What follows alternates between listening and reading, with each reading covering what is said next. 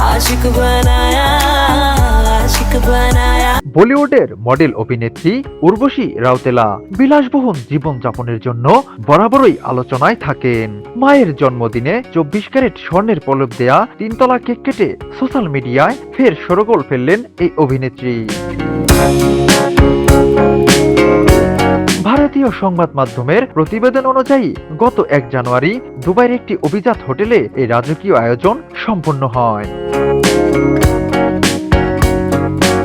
Viral হওয়া ভিডিওতে দেখা যাচ্ছে অভিনেত্রী মায়ের সামনে রাখা 3 তলা সোনালী রঙের একটি কেক, সঙ্গে 2 ধরনের পানীয়। কেকের উপরে একটি মুকুট, সেটিও নাকি তার মায়ের জন্যই। কেক কাটার ভিডিও সামাজিক মাধ্যমে পোস্ট করে উর্বশী রাউতেলা লিখেছেন, মায়ের জন্মদিন পালন করলাম বিশ্বের উচ্চতম হোটেলে।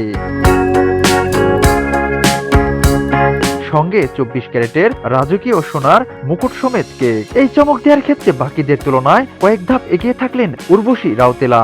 ধুমধাম করে জন্মদিন পালন করলেও নেটিজনদের একাংশ সোনার মুকুট দেয়া কেক কাটার জন্য অভিনেত্রীকে কটাক্ষ করতে পিছপা হননি।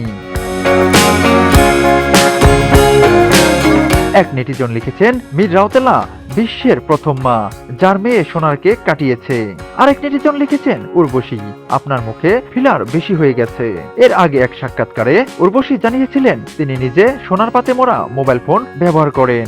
সেই সঙ্গে এক নেটিজেন লিখেছেন, সবকিছু সোনার এমনকি কেকটাও।